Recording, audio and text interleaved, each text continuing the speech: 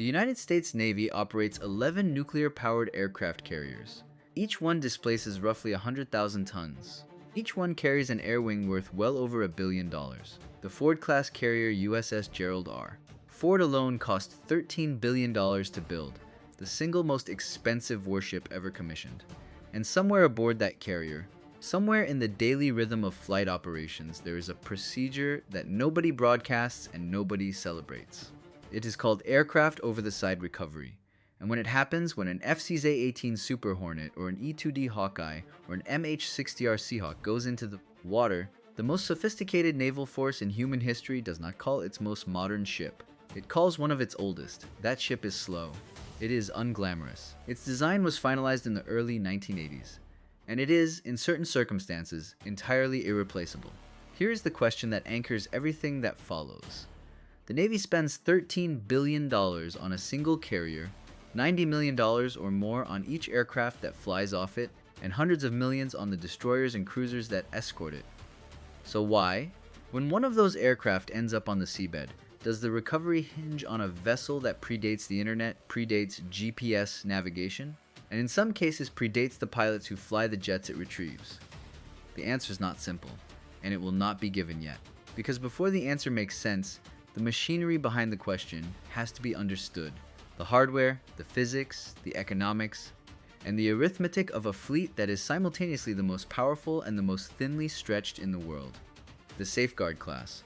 4 ships, authorized in the late 1970s, commissioned between 1985 and 1986. USS Safeguard, USS Grasp, USS Salvor, USS Grapple. Each displacing just under 3,000 tons fully loaded. Each measuring roughly 73 meters at the waterline.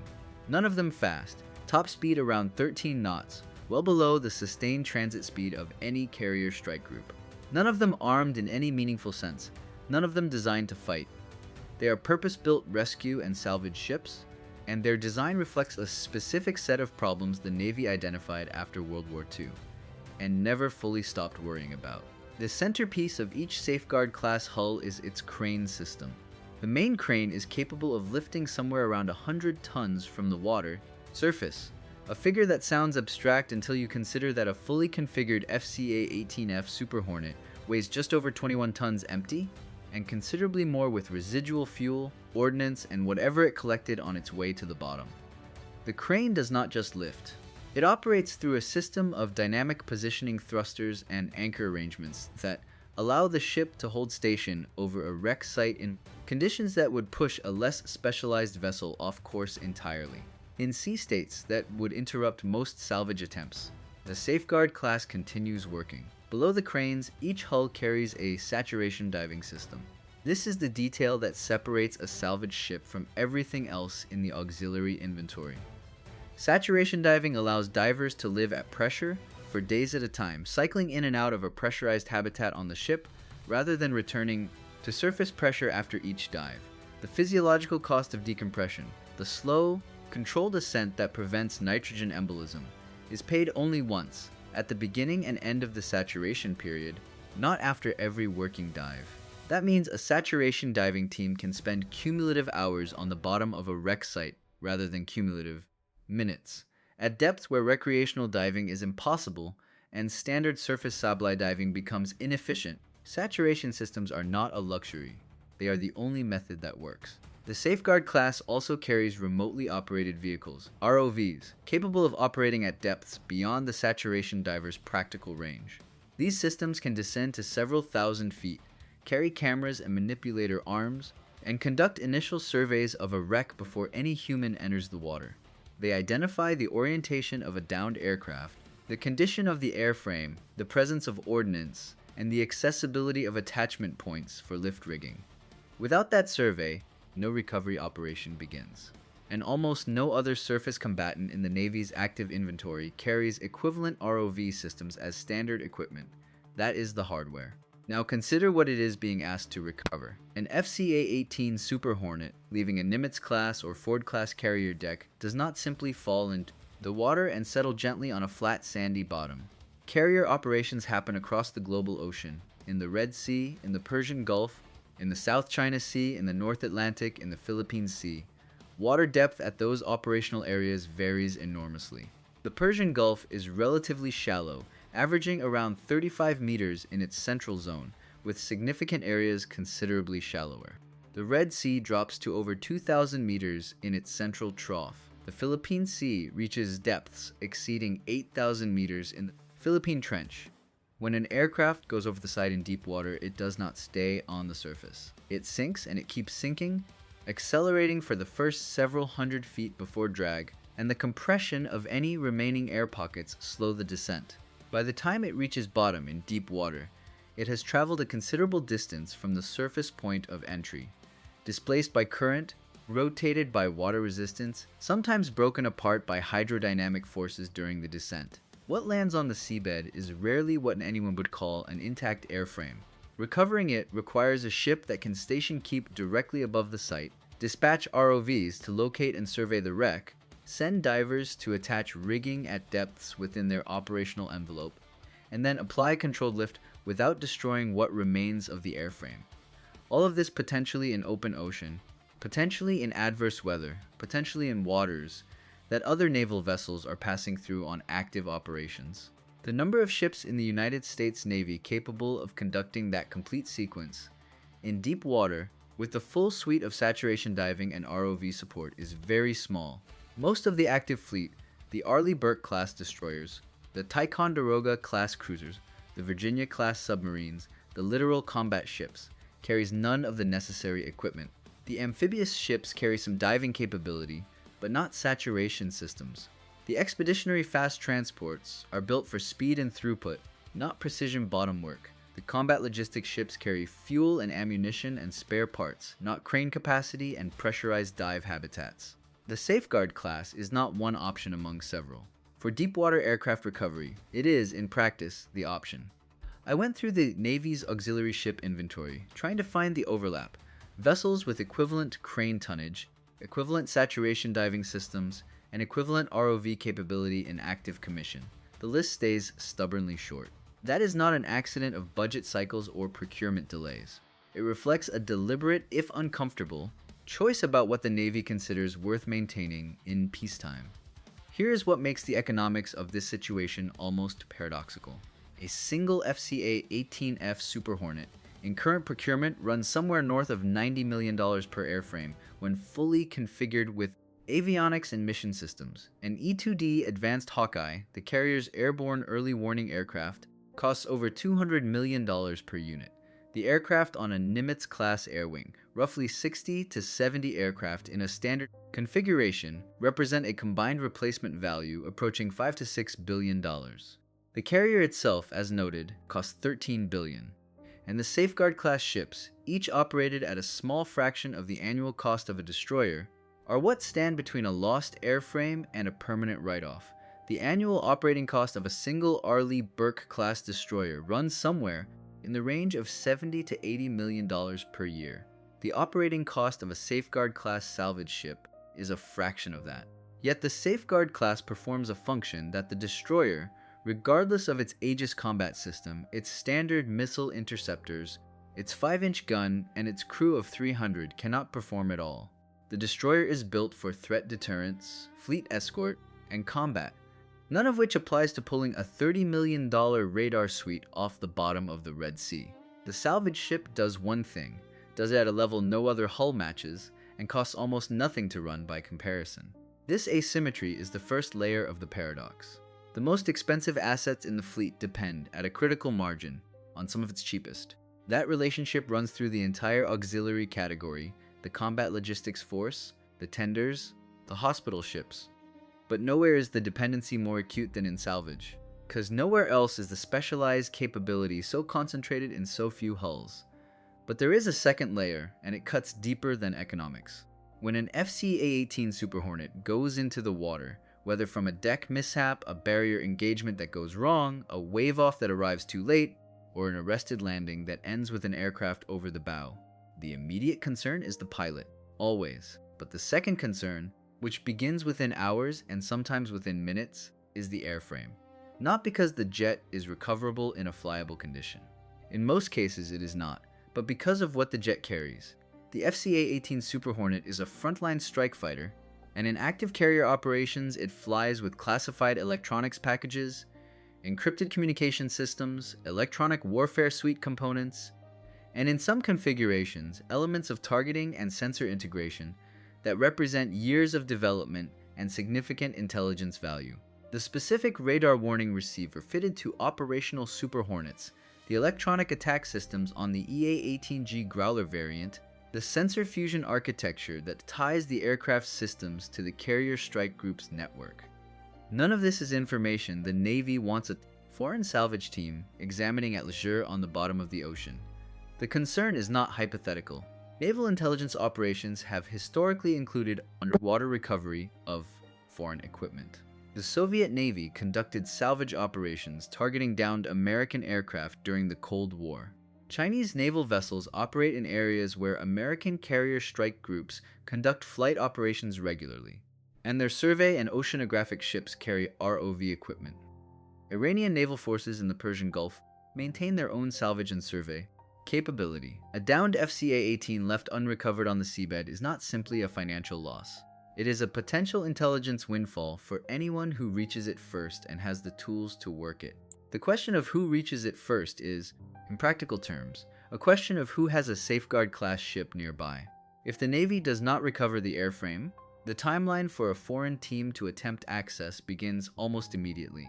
ROV systems operating from surface vessels can reach considerable depths without the equipment constraints that limit human divers. A foreign survey ship, equipped with a deep-rated ROV and positioned within a reasonable transit distance of a known crash site, can be over that wreck in a matter of days. Classified components do not need to be physically recovered intact to yield intelligence value. High-resolution imaging and manipulation of surface-accessible components can extract significant information even without full retrieval. This is the threat that gives the old salvage ship its strategic weight. It is not performing a logistics function. It is performing a denial operation. Put yourself in the position of a carrier strike group commander for a moment. Flight operations in the Northern Red Sea, and FISA-18E goes off the port bow during a night recovery, pilot recovered safely, aircraft in roughly 800 meters of water. The nearest Safeguard-class ship is 4 days transit away. Chinese naval survey vessels are known to be operating in the southern Red Sea. Iranian naval elements are present in the Bab el-Mandeb approaches. The clock starts the moment the aircraft hits the bottom. 4 days is a long time. Here is the part that does not make obvious sense.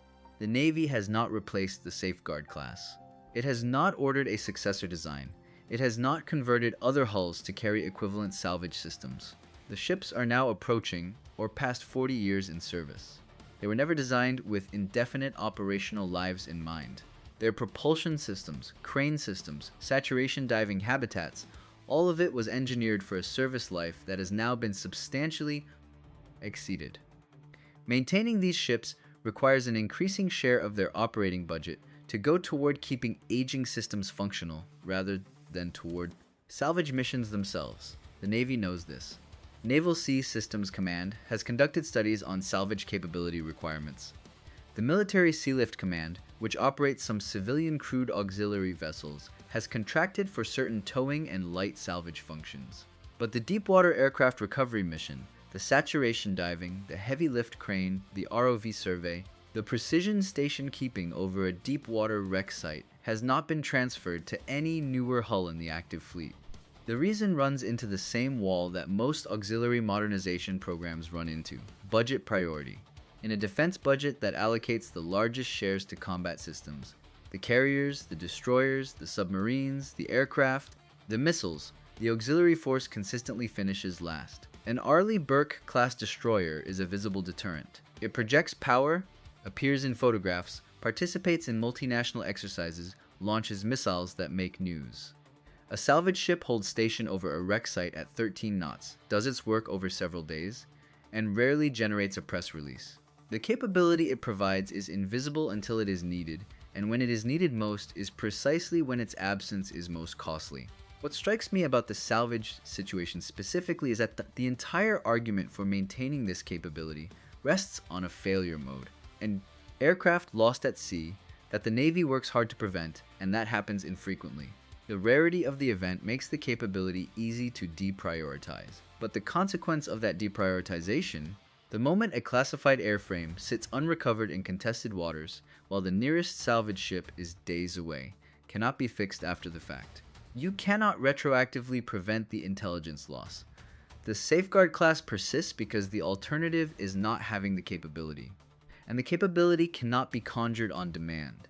The operational record of the Safeguard class ships shows how far their work extends beyond aircraft recovery. USS Safeguard and her sisters have conducted towing operations for disabled submarines. They have provided emergency assistance to merchant vessels in distress. They have supported underwater survey operations for mine clearance. They have provided diving support during harbor clearance operations and infrastructure assessment after storm damage. In the aftermath of the 2004 Indian Ocean tsunami, naval salvage assets contributed to harbor clearance operations at multiple affected ports, work that required precisely the kind of heavy crane and diving capability the Safeguard class carries. None of these missions receive the same analytical attention as combat operations. None of them generate the kind of strategic discussion that follows a misengagement or a carrier flight deck casualty. But they are the connective tissue of fleet operations, the work that keeps other ships moving, keeps ports functional, and keeps equipment from becoming a permanent liability rather than a recoverable asset. The saturation diving teams aboard these ships represent a particularly scarce human resource. Navy saturation divers train for years to qualify for deep water operations. The certification pipeline is long, the washout rate is significant, and the physiological demands of saturation diving limit career length. A saturation diver who qualifies and reaches operational proficiency represents an investment comparable to, and in some ways exceeding, the investment in a tactical aviator. Losing those billets through retirement, through assignment gaps, through reduced operational tempo that erodes proficiency is not quickly reversible. The human element of deep water salvage capability has the same fragility as the ship element. Both take years to build and cannot be reconstituted in an emergency. I went through the available records on Navy salvage diver numbers across the last 2 decades, and the trajectory is not comfortable reading. Qualified saturation divers in the active Navy number in the dozens, not the hundreds. The community is small by design. The missions it supports are specialized and relatively infrequent, but small also means brittle. A surge demand for salvage diving capability, driven by a multi-aircraft loss event or a major harbor clearance operation, would strain the existing personnel base immediately. The actual answer to the paradox is not a single clean engineering reason. It is an accumulation of constraints that makes the Safeguard class hull specifically the right tool for this mission. Modern surface combatants are optimized for speed, for weapons carriage, for sensor integration, for survivability in combat. Their hull forms, their weight distributions, their power plants, all of it is shaped around those priorities. Adding a 100-ton crane to an Arleigh Burke-class destroyer is not a modification, it is a redesign. The crane's weight and its operating loads would require structural reinforcement throughout the hull. The station-keeping requirement for salvage operations, holding precise position over a wreck in variable current and sea state without using main propulsion, which would disturb the worksite, requires a thruster and anchor arrangement that combat ships do not carry. The saturation diving system requires dedicated space, dedicated power, and dedicated safety systems that are incompatible with the weapons and electronic spaces on a destroyer or cruiser. You cannot take a modern combatant and give it salvage capability by bolting on equipment. You have to build a salvage ship, and the Navy has not built one since the Safeguard class. The Military Sealift Command does operate some contracted salvage assets, civilian crewed ships under charter arrangements that can perform certain salvage functions. These are used for lower risk, lower urgency work. For classified aircraft recovery, for operations in contested or semi-contested waters, for missions where naval command authority and operational security matter, military crewed ships are required. The contracted civilian vessels, whatever their crane capacity, do not operate under the same rules of engagement and cannot be positioned in the same threat environments. Here is the take that will draw some pushback.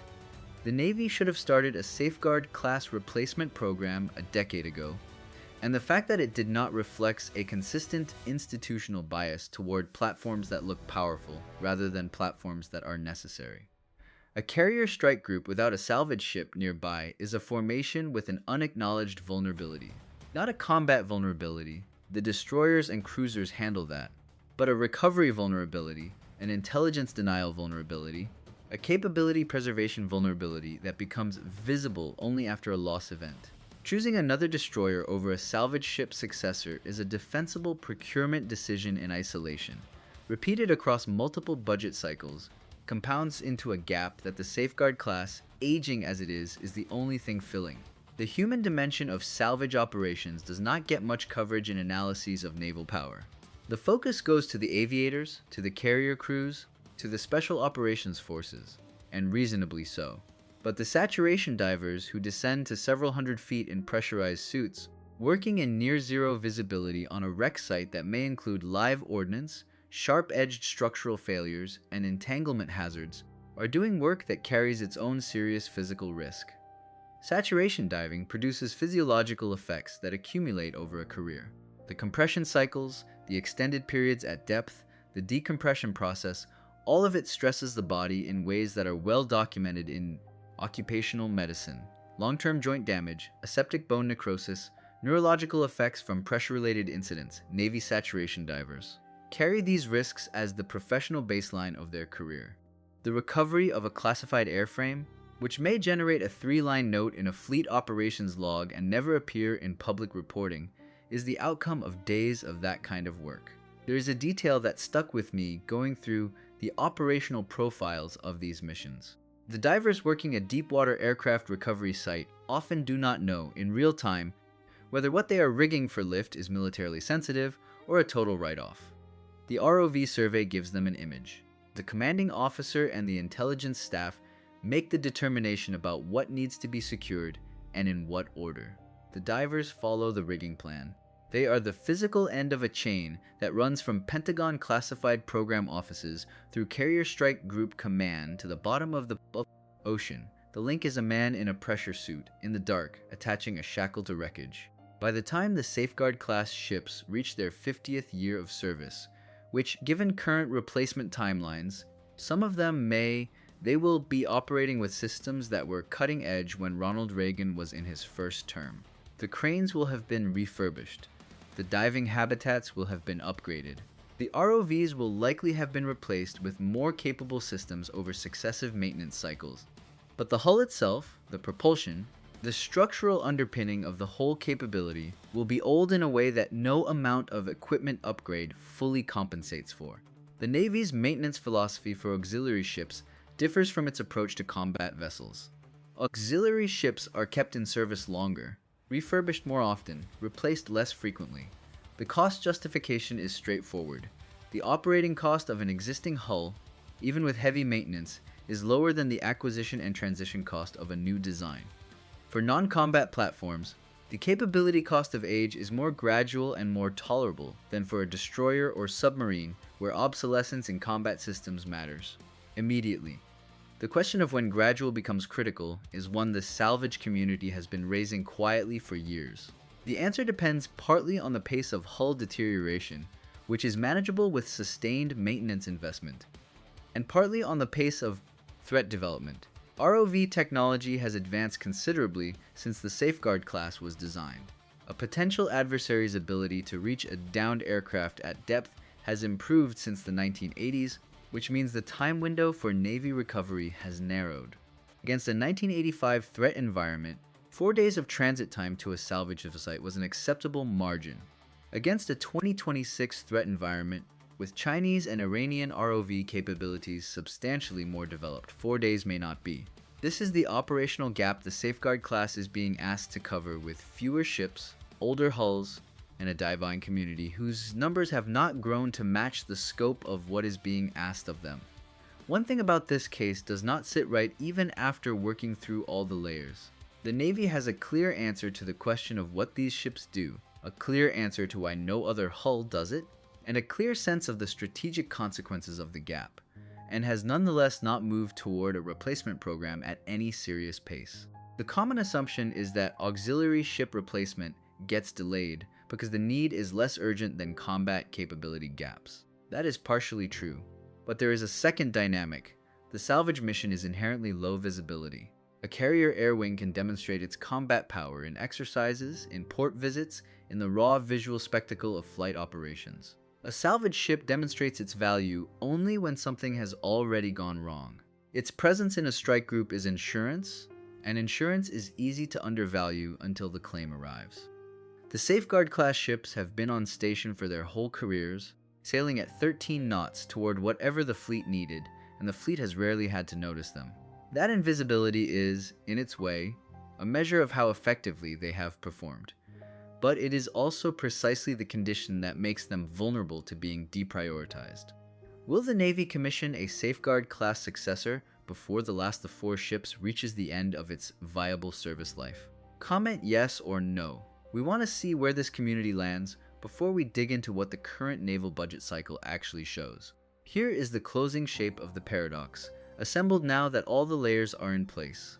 The United States Navy built the most expensive naval force in human history, carriers at $13 billion, destroyers at $2 billion, submarines at $3 billion, fighters at $90 million apiece. It operates this force across every major ocean simultaneously, sustaining presence in the Persian Gulf, the Red Sea, the Western Pacific, the Mediterranean, and the Atlantic. It maintains a technological edge in combat systems that no other navy can match directly, and the maintenance of that edge in the specific scenario of a combat aircraft lost at sea depends on 4 ships that were commissioned before the Berlin Wall fell, that travel at a speed slower than most recreational sailboats in favorable wind, and that have no offensive weapons and no defensive systems beyond the basic rules of the sea. The cheapest, oldest, most unglamorous vessels in the carrier strike group's supporting formation are the ones that prevent a $60 million classified package from being surveyed by a Chinese ROV at 500 meters depth. They are the ones that deny a foreign intelligence service access to the radar warning receiver on an FC-18 Super Hornet that had a bad day on a night recovery. They are the ones that recover the wreck before the adversary even knows exactly where it is. And there are, for the entire United States Navy, 4 of them. 4 ships for a fleet of nearly 300. 4 ships for 11 carrier strike groups. 4 ships for an operational area that covers the majority of the world's ocean surface. The arithmetic is uncomfortable. The strategic implications are visible to anyone who does the division. The final question is the one the Navy has not fully answered publicly, and the one that carrier strike group commanders have to answer implicitly every time they deploy. When there is 1 salvage ship and 2 simultaneous recovery requirements, 2 aircraft down in 2 different ocean areas, which happens when carrier operations tempo is high and mishap rates are not 0, the commander has a choice. Send the ship to the higher value airframe and accept the write-off on the other. Send it to the higher threat environment and accept the intelligence risk at the lower priority site, or attempt some division of effort that serves neither mission fully. Both choices cost something. The write-off costs money and capability. The intelligence risk costs something harder to quantify and potentially much more expensive in the long run. Here is the question to sit with. If you are the strike group commander and you have 1 salvage ship and 2 aircraft on the bottom, do you prioritize the airframe with the higher classified content risk, the one an adversary most wants to reach, or the airframe in the shallower water where recovery is faster and the operational hole in the air wing is filled sooner? There is no clean answer. Naval doctrine has a framework for this decision, and we will cover the actual doctrine and how it maps against the current fleet posture in the next piece. Before then, which way do you lean? The intelligence denial mission or the capability recovery mission? Let us know in the comments. If the logic of capability gaps and fleet arithmetic is the kind of analysis you come here for, the next breakdown is already in the works. Stay with us.